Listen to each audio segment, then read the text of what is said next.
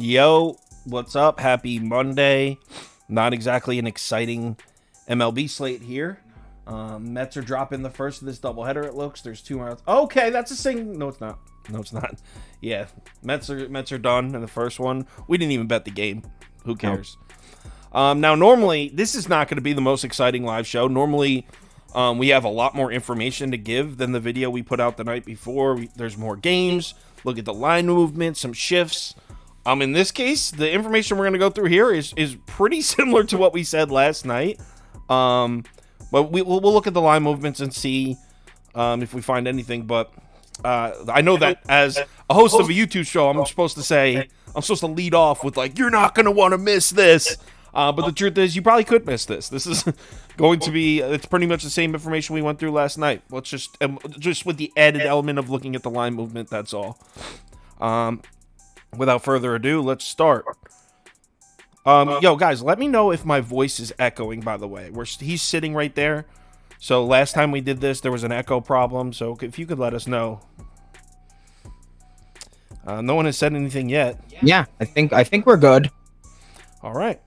So first, so I'm going to let Prop Beaver talk on this first one because I know I said Cleveland on YouTube last night.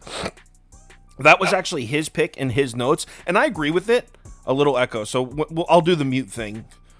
So I'll mute you when I'm talking and do it.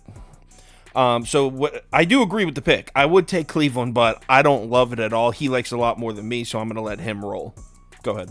Yeah, Kyle's tripping, thinking that this Yankees lineup of a bunch of bums is going to somehow wake up. I'm not seeing it. Cal Quantrill looks suspect at best. No denying that. We have years worth of data providing us. He's much better than us. The Yankees bats, they're said yesterday. Don't need to repeat those numbers. Last 10 games, they have been terrible. Less than one right, so one win. The other side, last pretty cool. Now he's gonna have to match it all the first time against. He did all right, but that's out it. In the Minnesota first matchup, excellent, horrible.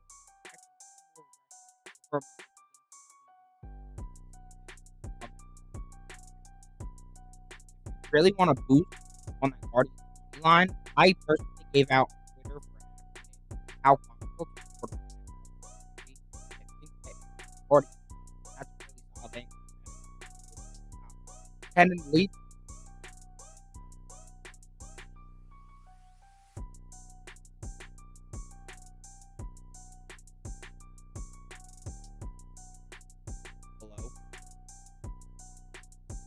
I'm not gonna repeat the shit I just said.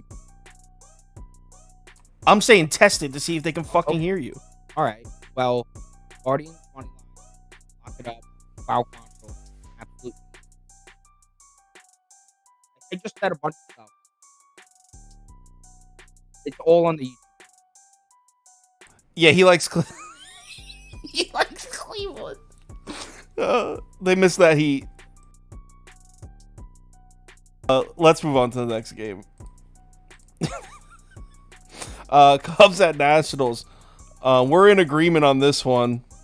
That's funny as hell. Definitely Washington first 5 money line without a doubt. And I'm going to let him go again because he found this pick. I just firmly agree with it, and his notes are pretty spot on about it. Go ahead.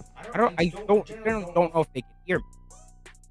Nah, they keep saying my audio's ass. So when I am talking, they're not hearing me. That's the issue. If it's still going to be ass, then honestly, speak. After a rough first outing against, it's annoying. After a rough first outing, Smiley has looked dominant over his last 4 starts. We all know that the guy's been dealing left and right against the Padres, the Dodgers. But 3 of those last 4 starts have been at home. He's now going to be back on the road where he's been a lot more vulnerable.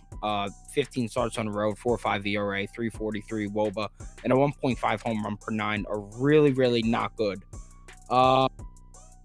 See the guy saying, LOL, bro, no mans can hear you. It says audio is cheeks, can't hear him.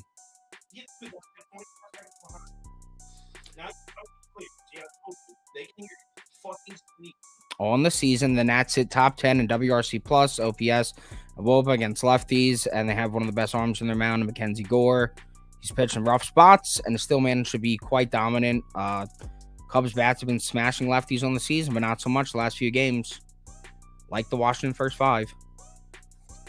Yo, the crazy part is he's so confident about that pick, but he doesn't think people can hear him, so he's like, lineups not. It's just a waste of my time, honestly. All right. Next game.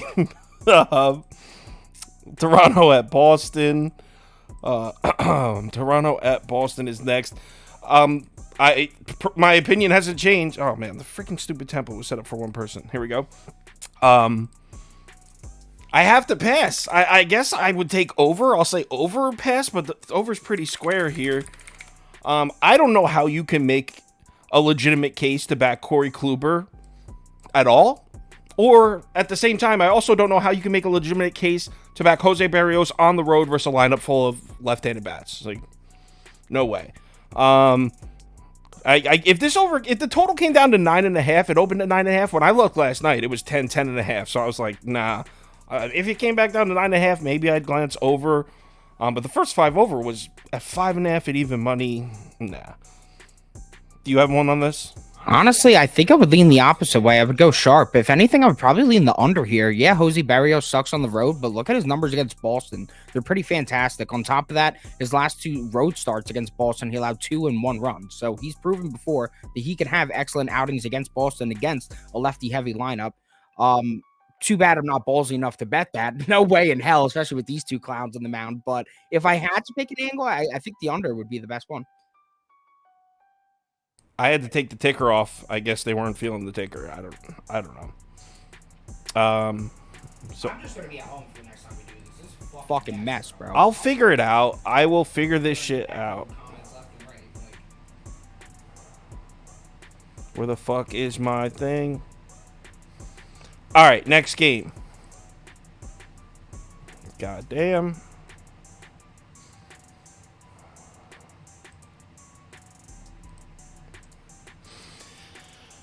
All right.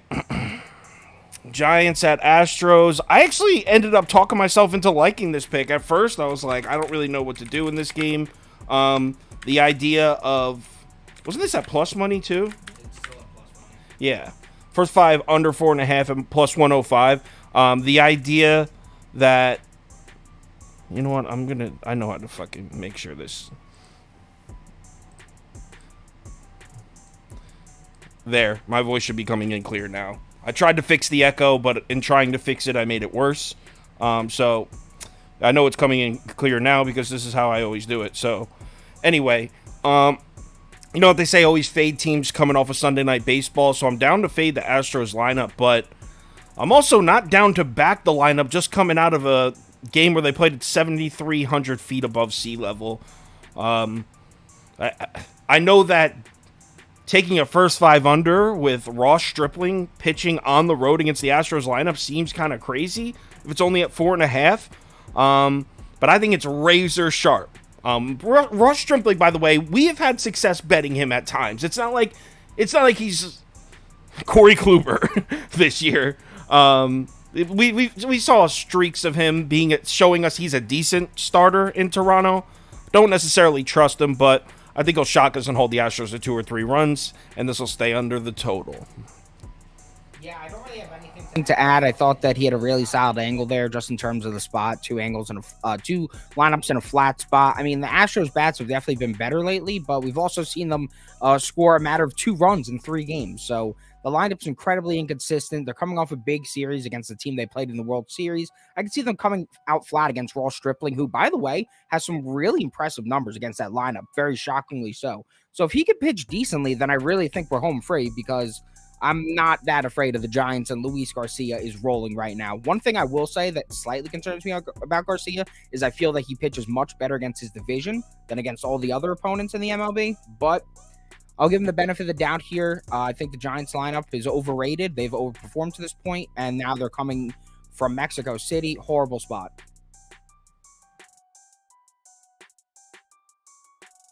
Yeah, I'm down. I'm definitely down with that one. I like that one better than you, probably. Next game is Reds at Padres. Again, there's no way I'm backing the Reds, even though they did just pull off 2 come-from-behind wins in a row against Oakland. Was that 2? No, I think they came from behind in 2 of the 3 games of the series. Either way, I do not trust the Reds lineup at all, especially on the road. I don't trust Blake Snell either, but so ultimately, the only angle of this game that I would trust is like, okay, I expect the Padres bats to get some runs off of Weaver. I can get there. But then, again, the Padres are just coming off that crazy-ass series. I don't know why baseball did that. That's so annoying. I get that they were fun to watch, but it kind of throws everything all for us here. I'm just going to pass because who the hell knows what to expect. Teams have trouble hitting in the first game after they come out of Coors Field. This is a longer trip and even higher above sea level. Pass. Hold on. I have to unmute you. All right, go. Any other spot, and I'm backing the living shit out of Blake Snell here. I don't believe in this Reds team at all. Okay, you looked good at home against the Rangers, who I think have overperformed to this point. Then you come from behind against the Athletics bullpen, who's the most vile piece of shit that's ever been put on the baseball field. I mean, that Reds team, I'm not in on at all. I think that, yes, they may be 7-3 against lefties, but if you look at them on the road against lefties, their bats have completely dwindled. Do not trust that lineup at all. I think Snell, after really just looking mediocre through his first 5 starts, is going to shove today. But because of the spot, I'm not going to back it. It sucks. If I had to take some picks, it would probably be Snell over 6.5 Ks at plus 100 and Snell under 1.5 earned runs at plus 110. There's a reason, the K line is so high after going under 4 times in a row. And there's a reason the earned runs line is so low after smashing that over in 5 straight starts. I mean, I think the Reds bats are nothing to be afraid of. Yeah, I mean, I don't know why you don't play those Snell ones. They don't sound too bad. Because of the spot. Yeah, I hear you. Whatever. Let's move on. All right, last one. Phillies at Dodgers, and you already know what I'm picking because I put it on YouTube. Dodgers first 5-run line. When I did it last night, it was at. Is it still minus 120? It's like minus 130. Oh. I'll still put it up, but we ended up taking it off the ticket anyway. So we got priced out, didn't even end up making the ticket. A couple of people asked in the YouTube comments last night and this morning why I'm not taking Dodgers minus 1.5. As I've said, laying the 1.5 with the home team there's a little bit of risk involved there. If they're only up 1, then they don't bat in the 9th inning and you lose 3 outs. So most people who bet baseball consistently are a lot more comfortable laying the 1.5 with the road team rather than the home team. I know this sounds crazy because I just laid 1.5 with the home team yesterday. I took Twins minus 1.5, but those were extenuating circumstances. Sonny Gray dominates the Royals. I truly thought they were going to win by 6 or 7, and they did. I thought that looked like a blowout. I wouldn't classify this under that category. We don't know how many innings Tony Gonsolin's going to pitch. Prop Beaver was actually just saying this when he got here about an hour ago, that if we knew Gonsolin was going to throw 5 or 6 innings, that we would be all over the Dodgers here. But he threw 3 1/3 in his last start, and who knows if he just only goes out there and throws 3 innings again. It's kind of, I say this all the time, but I hate when we're betting on a coach's or manager's decision rather than the outcome of the competition, right? I feel like it removes it. Just like the Sixers series, where trying to bet Embiid's total in the Nets Sixers series, it was like we're betting on whether or not Jacques Vaughn is going to double team Embiid. If they don't double team him, he'll get it. If he does, he won't. And it's like it has nothing to do with the basketball matchups. It's all about betting on the coach's decision. I hate doing that. That's why I won't bet on the NFL draft either. Betting on people's fucking decisions. What? No. So yeah, I think the best bet here would be Dodgers first 5 minus a half run. Now that it's at minus 130 though, we've been priced out a bit. Yeah, I mean, I just can't laying the 1.5 at home is one thing. Laying the 1.5 at home with a consistent bottom 8 bullpen in the league is just like not what I want to do at all. The Phillies bullpen's rolling right now. And I could see the Phillies winning this in the later half of the game. I could see Taijuan Walker putting up a pretty respectable effort here. And I in my mind, I could see the Phillies winning this game. The issue, Sunday Night Baseball, so I'm gonna pass. But last night when I was capping the game, I was all over the Phillies. Question. Okay, so obviously the Dodgers bullpen has been straight up bad. It's not even like they've been struggling. They've been bad. Do you think that the Dodgers bullpen, though, is going to be bad moving forward? It's the kind of thing where, like, okay, they've been bad, but do you really think that this is a bad bullpen? Well, that's the thing. I keep doing recent time filters, and they still continue to be bad. Yeah, they have. You're right. It's just the Dodgers, with the amount of money they spend on their team, and I'm not going to sit here and pretend I know the whole Dodgers bullpen. I don't. Just what I know about the Dodgers is when something's struggling, usually the ship gets righted. All right, so let's do a community parlay. This is the worst live show of all time, so I apologize, but we knew it was going to be bad. We were like, yo, we don't even want to do this. There's only 6 games. 2 of them absolutely suck, and our picks hasn't changed since last night. There was really nothing to go over. But we figured we'd hop on, do the community parlay. You know, we've been having fun with that. So if anyone wants to just throw some legs in the comments for the community parlay, we'll see what we can come up with. Oh, I forgot to mention this. Hold on. Oh, I unmuted you. Okay, go ahead. I forgot to mention this for the Blue Jays game, but a pretty decent look that I don't know if I'm going to play it or not. I'm going to post on Twitter if I do. Matt Chapman against Corey Kluber. Listen to this. 5 of 5 in 6 at-bats with obviously a walk, and then 2 doubles and 2 homers. Matt Chapman's on fire right now, and you can get that at -110. I think the price is the only thing that scares me a bit, but in terms of the spot, I mean, he's done well against Boston, he's done well against Kluber, and he's rolling right now. Hard to pass that up. Yeah, he told me that when he first got here. I forgot about that. Matt Chapman, his career, 5 of 5 off this guy with 2 doubles, 2 home runs. Yeah. So did they start putting money lines in there? Yanks money line, Astros money line. There's not a lot of people watching today, so we'll just throw in whatever. Blue Jays money line. Can you look up what that is? And under 10 in the Blue Jays. Let's cut it off there.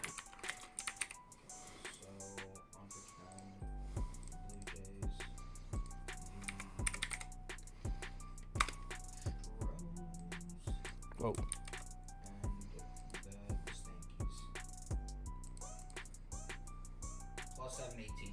Plus 718. That's a little heavier than we normally go. But you know what? We haven't hit it since the first day, right? We've gone 0-3 since then. Or 0-2 since then. We've only done... I can't remember. Yankees money line, Astros money line, Blue Jays money line, under 10 in Toronto, Boston, plus 718. That's the community parlay we're rolling with. Sorry for the unorganized, shitty live show. I hope you guys that regularly watch know that we usually do a better job. It was just, today sucks. So let's have ourselves a nice little Monday night. NBA game should be fun to watch. Even though I don't really love the first game, I took Sixers plus the points. I don't love that. I'm a lot more confident about Denver -4. I don't care about the line movement. I don't care how square that is. The Nuggets have shown me repeatedly that I can trust them at home, and the Suns in the postseason so far have showed us that they have serious chemistry issues. I still think the Suns have a chance to win the series, but I think they're going to need to regroup when they go home in Game 3 and take those 2 games. Depending on where the line opens up, I consider backing Phoenix in Game 3. We'll see. So let's have a nice little Monday night, everyone, and we'll see you tomorrow for 4 p.m. for the live show, tomorrow on Tuesday, 4 p.m.